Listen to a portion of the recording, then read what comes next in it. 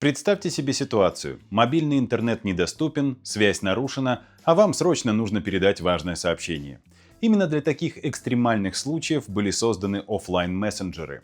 Приложения, которые обещают работать даже без подключения к интернету. Насколько реально такая технология может помочь в критической ситуации и стоит ли вообще рассчитывать на такие решения?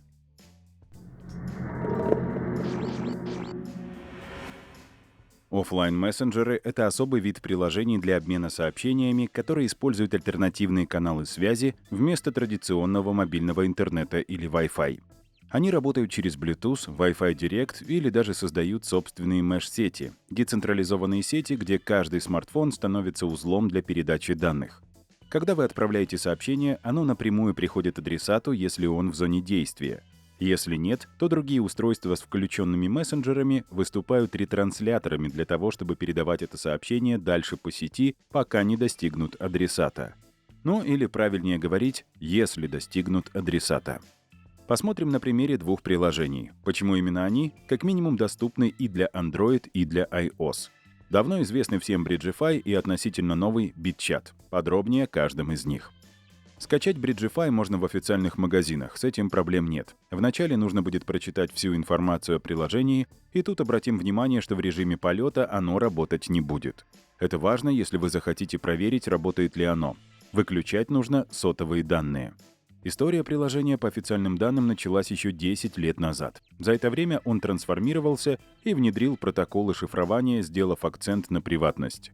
Но вот с приватностью возникает вопрос, когда сразу после установки Bridgefy потребует регистрацию через имеющиеся у вас аккаунты.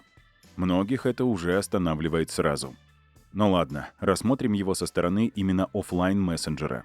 Далее нужно придумать себе псевдоним. И вот у меня получилось не с первого раза. После этого вам нужен интернет, чтобы пройти авторизацию. Приложение Bridgefy работает без подключения к интернету и использует встроенный Bluetooth и Direct Wi-Fi для создания меш-сетей.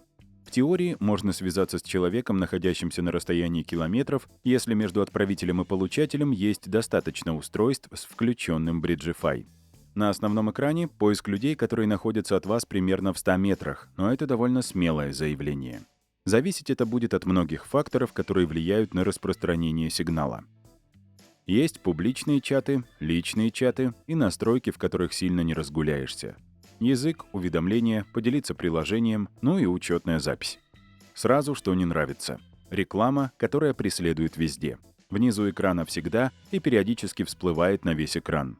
Не то чтобы прям мешает, но бесит. Удалить можно, но об этом позже. Выключил сотовые данные, и вот устройство, которое было в другой комнате, нашел. Попробовал выйти из квартиры, и сигнал пропал.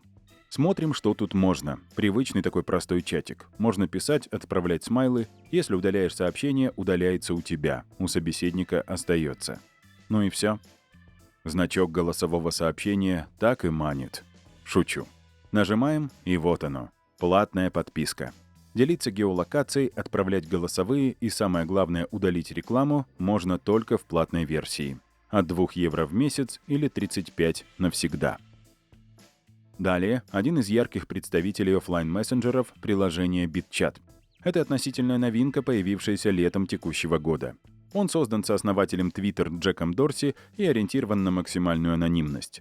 С одной стороны, такое имя создателя внушает доверие.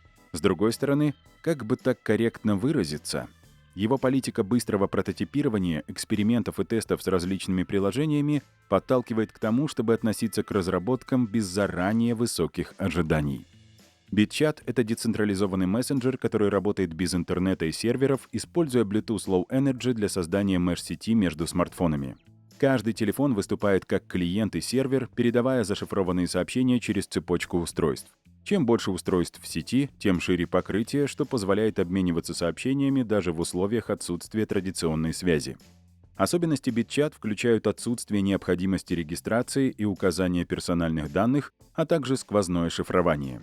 Скачать его можно в официальных магазинах приложений, при этом код выложен на GitHub. Да, это не означает автоматическое доверие. Далеко не все могут проверить исходный код. Тут нужны навыки, время и очень большое желание. Но сам факт наличия такой возможности, думаю, держит разработчиков в тонусе. Устанавливаем, запускаем. Все, вот такой олдскульный дизайн. И на самом деле тут не супер много чего можно сделать. Во-первых, поменять свой ник. Во-вторых, можно нажать на само слово «BitChat» и познакомиться с приложением поближе. Какие есть функции, какой принцип работы. Обратим внимание на то, что общение без серверов, аккаунтов и сбора данных, а также на эфемерную личность. Регулярно создается новый ID. Что можно сделать? Во-первых, добавить заметки к геолокации. Жмем на заметки, и можно оставить какое-нибудь послание для этой точки на карте. Зачем? Ну, вдруг понадобится. Далее каналы. Нажимаем на Mesh. Здесь есть разные степени удаленности. В пределах Bluetooth и вот такие, вплоть до 1000 километров радиусом. Оффлайн, конечно же, такие расстояния не работают. При включенном интернете можно войти в групповой чат. Я вошел, там даже общаются люди. Зачем? Это уже другой вопрос. Не знаю. Но все предельно анонимно. Если нажать на кнопку «Люди», то можно найти того, кто рядом. На расстоянии радиуса работы Bluetooth, например. Тут написано 10-50 метров. Ну или нажать в верхнем углу и авторизоваться по коду. Отключил сотовые данные, и люди нашлись. В помещении работало прекрасно, вышел на улицу, максимум метров 30, и сигнал пропал. В чате можно переписываться, добавлять смайлы. Никаких видео и голосовых.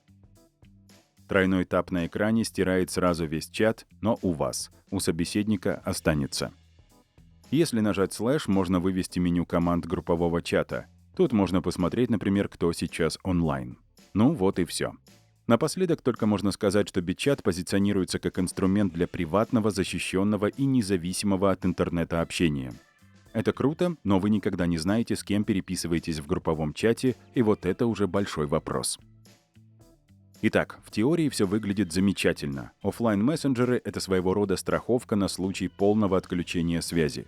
Технология работает, она проверена, и в критических ситуациях действительно может пригодиться. Например, посетители музыкального фестиваля, где связь всегда виснет. Или при ЧП. Но есть одно большое, жирное «но».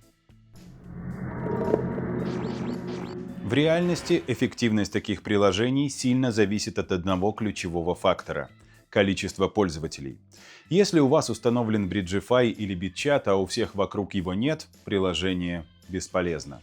Важно еще добавить не просто установлен, а активен, то есть вы физически в нем. Mesh-сеть работает только тогда, когда есть мосты между устройствами. Один смартфон в поле не воин. Поэтому, скорее всего, установка таких приложений — это скорее жест предосторожности, чем практическая необходимость. Но вот парадокс. Если хоть раз в жизни такой мессенджер поможет вам связаться с близкими в экстренной ситуации, он полностью оправдает свое существование. Пишите нам в комментарии по этому поводу, интересно будет услышать ваше мнение. На этом все. Не забывайте проверенные решения. Например, проводные телефоны для общения со старшим поколением или наличие точек Wi-Fi поблизости. Пожалуй, в современном мире самое главное — оставаться людьми во всех смыслах. Александр Рыбаков, Теплица социальных технологий.